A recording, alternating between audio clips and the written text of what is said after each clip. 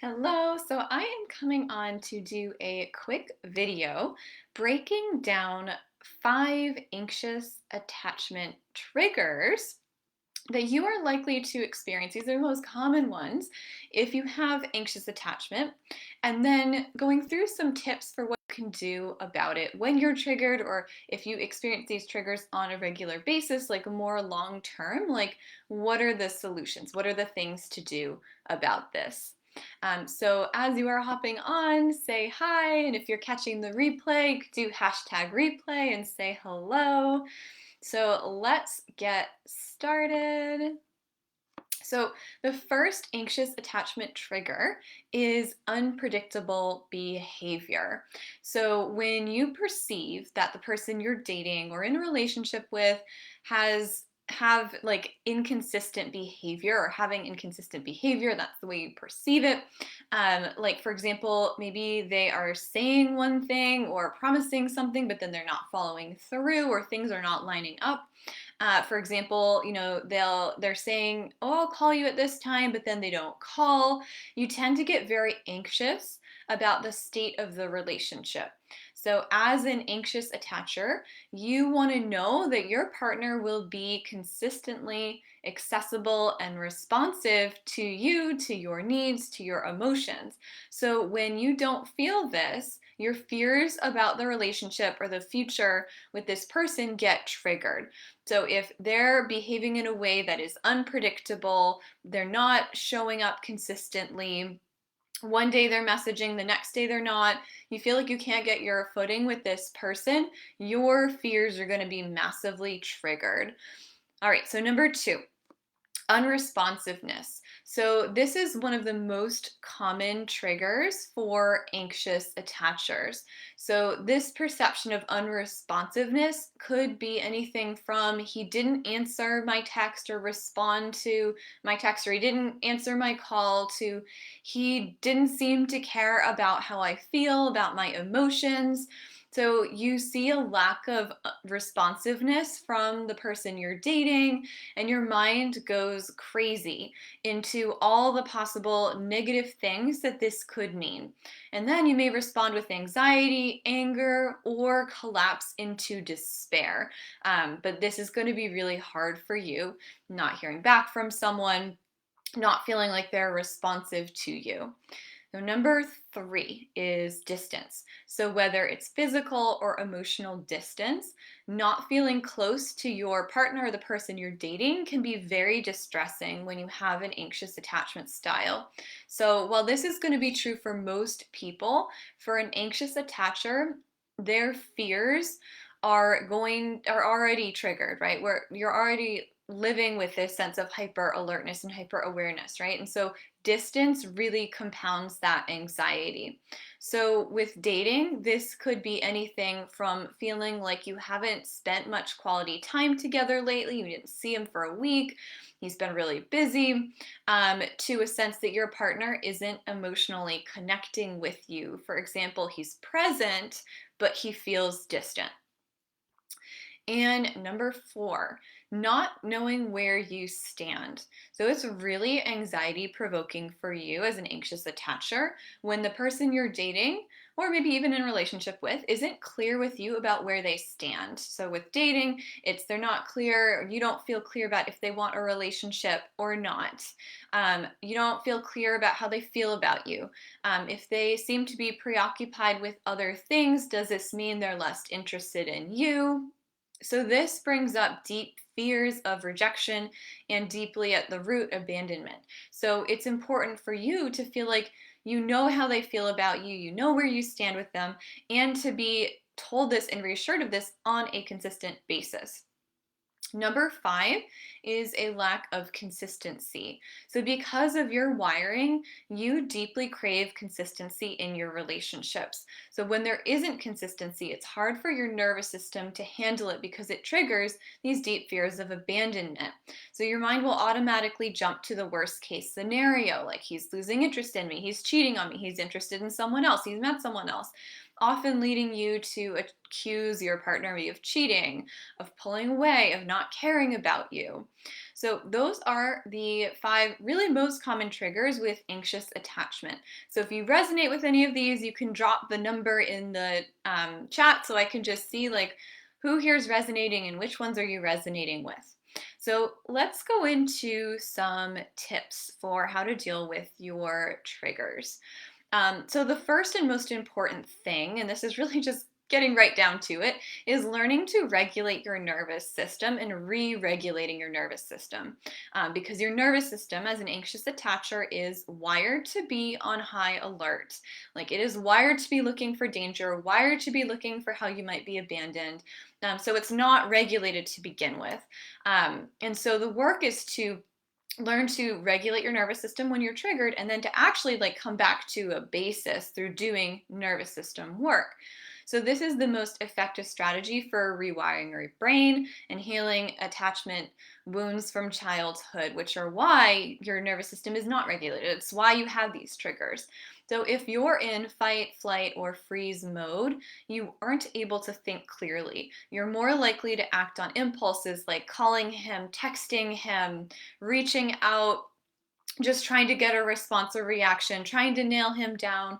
And so none of these things are what you want to be doing. You don't want to be in that fight, flight, freeze mode, right? So the best way to counteract this kind of surge of adrenaline and cortisol that can come from the triggers and the fears is to learn how to calm your nervous system. So to pause for a moment, take 3 deep breaths slowly into your belly and diaphragm. This will send the signal to your brain like we're safe, we're okay. And then you need to do the work for the trigger itself, for the feeling in you, the fear in you, the trigger in you, with the parts that got triggered, your inner child, whatever parts are coming up. So, learning how to do this effectively and then actually rewiring what response you automatically go to, like having a nervous system that is actually more central and secure to begin with, really does require working with someone who can help you learn how to regulate your nervous system and actually heal some of the stuff that's causing your nervous system to be on high alert all the time. So, this is that deep inner healing work to start to rewire your nervous system alarm response. And then to help you get in touch with all of the parts that are kind of there and getting triggered and being able to regulate it yourself. And this is part of the work I do with my clients in the one on one work that I do. It's very intense, deep healing work, and it takes time to really rewire the system and all the things that are going on there, and then integrate a new level of peace and calm and self inner security. So that's step number 1. Number 2 is to work with your inner child and really to parent your inner child. So if you numb out or avoid addressing your attachment anxiety, what you're really doing is abandoning your inner child. And even if you are just reacting from that fear, like trying to reach out, trying to get reassurance, right? That's still a reaction from fear. And so you're not actually dealing with the part in you that has been triggered and is afraid. Typically, this is the inner child.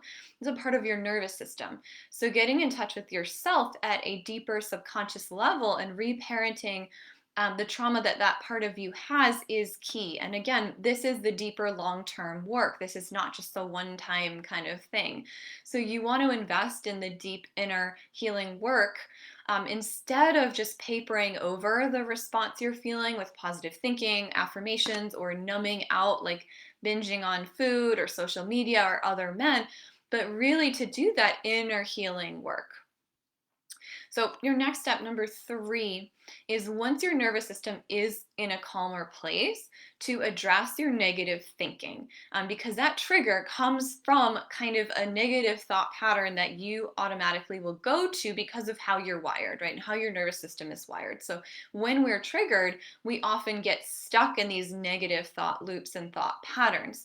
So, this includes spending a lot of time in our heads, kind of stuck in our heads, engaging in catastrophic thinking, imagining worst case scenarios, just playing over and over the past and what happened and trying to analyze it. Just getting into these fearful thoughts and focusing maybe on all the reasons why you aren't good enough. It could be any number of just negative thinking patterns that you may have. And so you need to work with the thoughts and beliefs that you're primarily wired to go to work on reprogramming your thinking and your beliefs. So you can do that once your nervous system calms down. You can start to do that. And then this is really also a longer term process of doing that deep inner work around your beliefs about yourself, about other people, about the world, about love, that have been holding you back and causing you to get looped into the negative and anxious thoughts and thinking patterns, right? So then you can rewire that ultimately.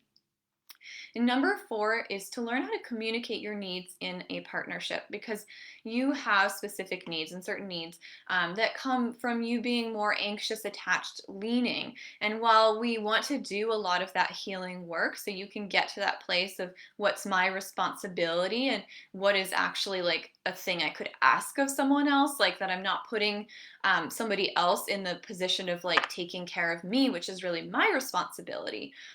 So once you do steps 1 through 3, then you can actually be in touch with what is a real need in a partnership and what's putting on someone else what you need to be doing for yourself. And that will become clear with that inner work. So once it's clear what is your responsibility and what it's fair to ask of a partner, then you want to be communicating your needs in a partnership, right? Your needs and your experience. And to do the inner work, sometimes you need to do this too around being comfortable sharing those things. So the clearer you are about what you fundamentally need in a partnership, the more likely you are to choose someone who can happily meet those needs. So those are the 4 things to do. These are going to fundamentally change your experience as an anxious attacher and bring you towards secure. So the hard part about this attachment style is that you tend to be wired to be attracted to the very people who most trigger these fears. They're the people who are the least consistent, who feel the most unreliable. And this is due to your love blueprint wiring. We are always attracted to things that mirror our experience in the past, our childhood, what we believe is possible for us, these subconscious wirings around love and who we are attached to. So if you want your next relationship to be different, it starts with you.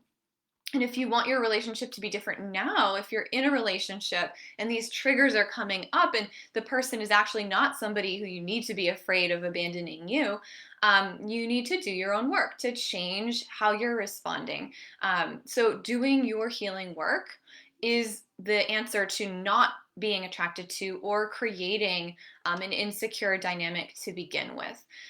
So rewiring your love blueprint so you can attract and create secure, healthy, available love with the right man for you, and really understanding what is it that I am asking from someone. Is that something I can should be asking for someone, or is that my own stuff, right? So doing that work so you're just owning what's yours to own. And you will find that you are attracted to different types of people. The men who are super inconsistent, unreliable, are not ready for commitment will stop being men who you're attracted to. So if you're ready to do that deep inner work, which will address the 4 points I talked about so deeply, going into so much depth that you may not even be aware of all the stuff that's there and going on in you, I have one-on-one coaching spots available. In this one-on-one work, you'll get the support to do all of that inner work, as well as get the practical guidance on like just how do I navigate these situations and what does that practically look like, and how do I know who is a good guy to choose for me. So this is a 3 to 6 month accelerated deep dive one-on-one container to prepare you for and then help you attract that dream love. Not just an available man, but a high quality, mature, masculine man who checks all your boxes, who wants to commit to you, who chooses you, who you want in return. And you're going to do that work to rewire your own love blueprint, your own inner stuff, those blocks to attracting him, and then you'll attract him in. So typically with my clients, you'll find that once we start getting into this work, you're going to be attracting men who are at that level pretty quickly. Men who are meeting your most important criteria, filtering out the wrong ones quickly, building that self trust, which is so important to know who really is going to be right for you and who won't, and your high worth and your high value, so that you can go from single to in a happy, healthy, loving, committed relationship in as little as 3 months. It can happen really quickly, just depending on your readiness to just really dive in and do that work and take it and run with it. So if you are interested in working one-on-one, then send me a private message and I will send you the link to schedule a consultation call, and we'll chat and just make sure that it is a really good fit. So I am going to sign off now. Bye.